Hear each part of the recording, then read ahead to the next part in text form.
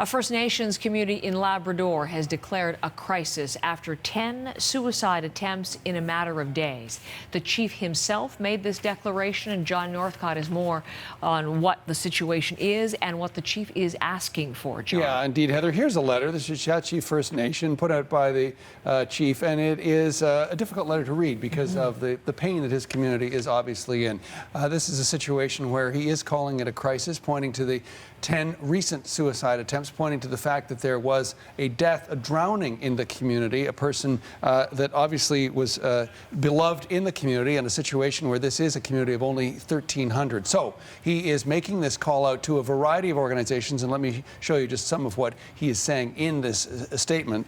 The necessary supports to deal with grief in the community hasn't been in place, and we feel it has led to a situation of grief throughout our community, leading to many of our youth who have issues to become at greater risk. Now, the community we're talking about is about 30 kilometers northeast of, there it is, Happy Valley, Goose Bay. They have had difficulty before in the past, problems with dealing with alcoholism in the community, dealing with young people as young as the age of 5 sniffing gasoline. In this letter, once again, he reaches out to the Premier, who he says he's heard back from.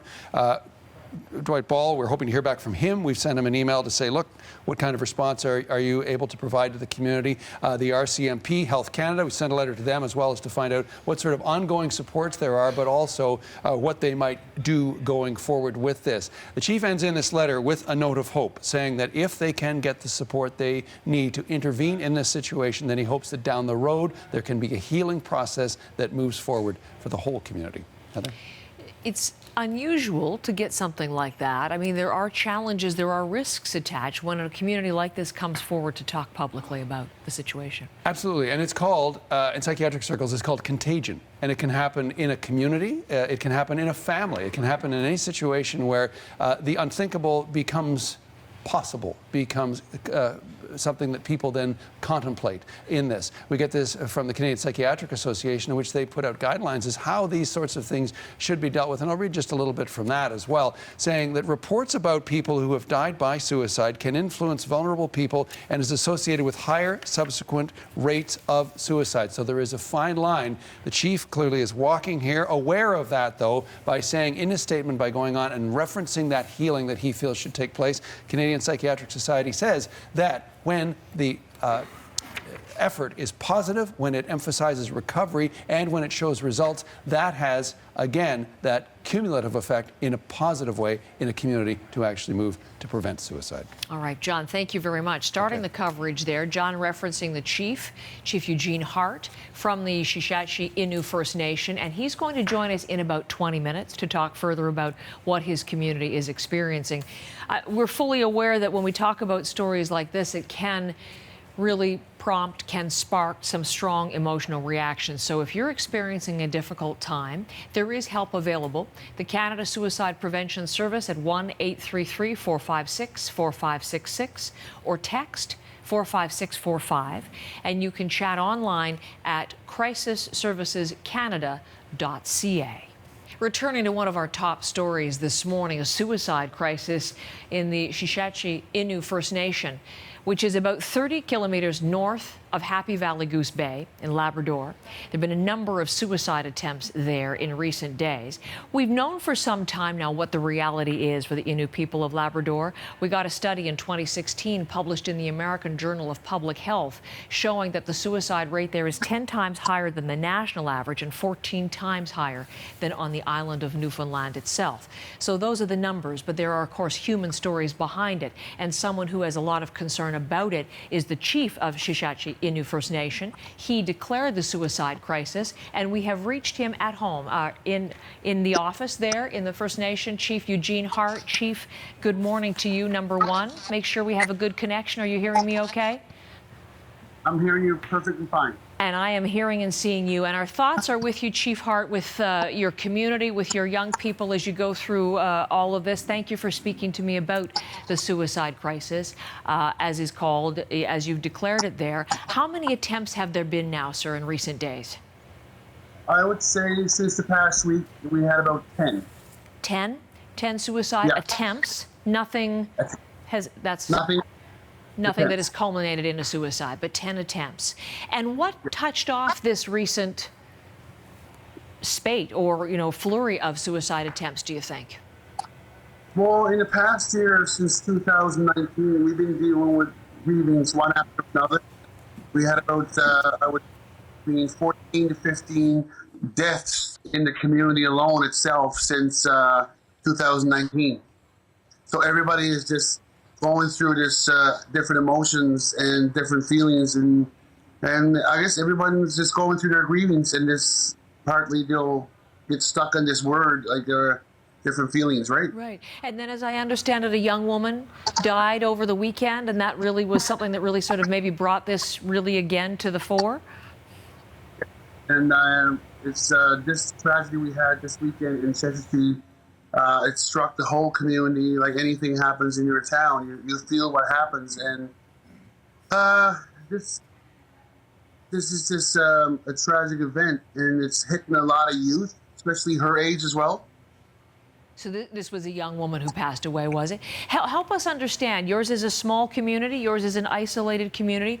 When there is a death, when there is a matter of sadness, how does it spread through the young people, through a community like yours? Well, the first place you hit is by home, right? Everybody gets hit grievings at home, and then the kids start bringing it out to the school, and then bringing it out to the community. So this is their way of showing, like, they need to be heard. So this is why, as Chief of Sheshatshiu First Nation, I see a lot of that going on weekends. Now it's time to step up to the plate, and that's why I called the crisis yesterday, because this is a crisis, and suicide for me is very serious. Because I used to work at the school for 15 years before I became a chief. So for me, any word of suicide is no joke. And by declaring a crisis, what help do you hope it brings? Well, the hope I have, there's always hope, is to get the officials that's representing us as Innu to step up to the plate as well, because there's only so much resources that we have in Sheshatshiu alone to continue the services. It's just that we need a helping hand to come in with us and help us out. And so far, that's been phenomenal through the people that we were talking to yesterday, the organizations, the Premier, Health Canada, Labrador Aboriginal Affairs, and the calls are just coming through like it's phenomenal. And we had a lot of calls yesterday, a lot of support from around the world. Well, what additional resources are you getting in those calls and are in those promises from people like Premier Ball, for example? What additional help are you getting now because of this? Well, yesterday we had a good discussion. We got a plan on going now to start. Where do we go from here, and to what to get this ball rolling to start the getting out to the kids that need help.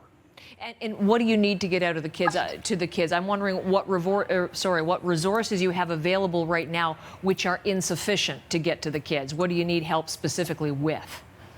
Well, right now we have a lot of youth in Sheshatshiu, about 500 youth that's under 18.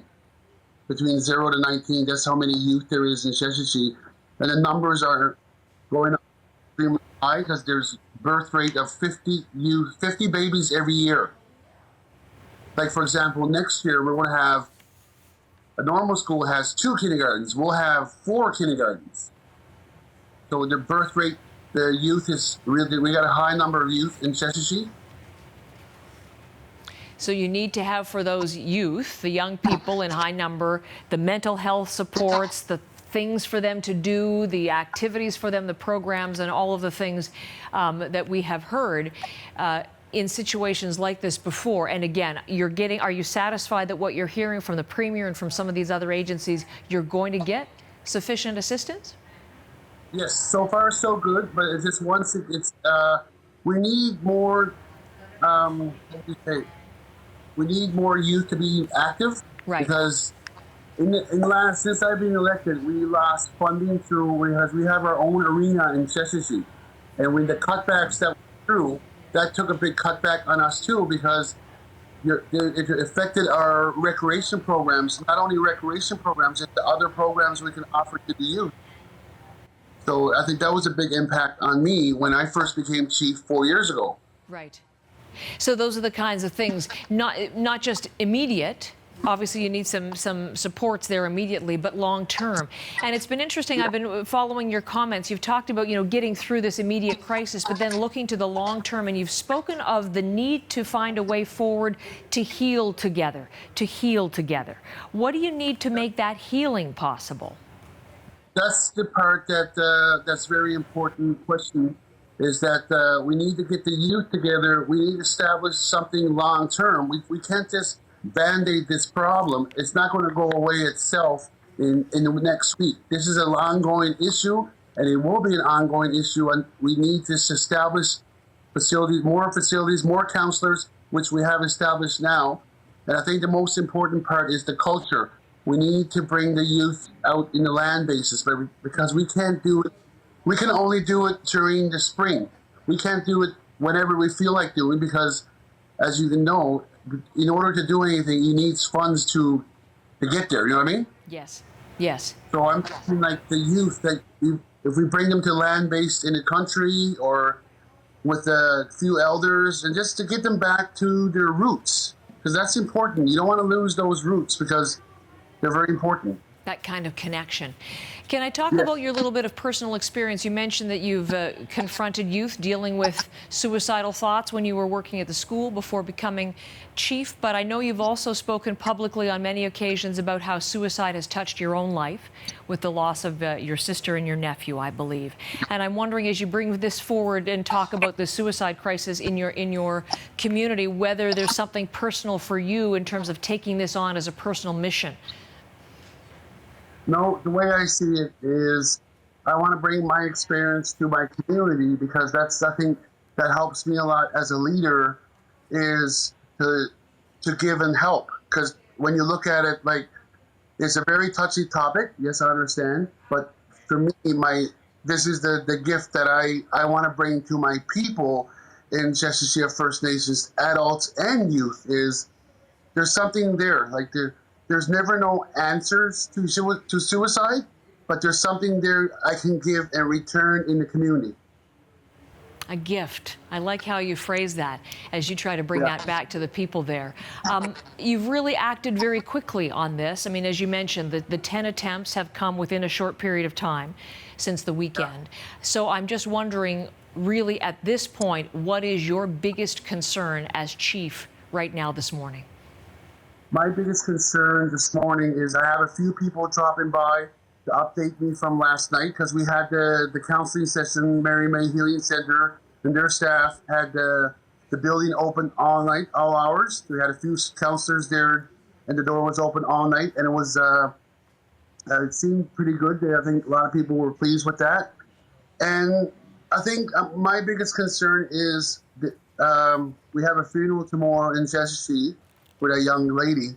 My sympathy goes out to the family. Is just that I think the kids will be struck by this more tomorrow, and the youth and the family. There'll be more. We'll be going through a grievance in the whole community. Yes. So you'll need to have those supports in place for what could be a difficult day tomorrow. Tomorrow is going to be the difficult day. Today is actually. They're bringing home the girl today. Okay. Listen, we'll stay in touch with you, Chief, on this, and thank you very much for the time today, and tell us more about it, and hopefully those resources that you need, short and long term, will be there to help your young people in your community. Thank you. Thank you. That's Chief Eugene Hart, the chief of the Sheshatshiu Innu First Nation, right there in Labrador, about 30K north of Happy Valley, Goose Bay. And again, when we talk about stories like this, we want to remind you that there is help available if this brings to mind difficult experiences for you or thoughts. You can call the Canada Suicide Prevention Service at 1-833-456-4566. Text is 45645. You can chat online by visiting crisisservicescanada.ca.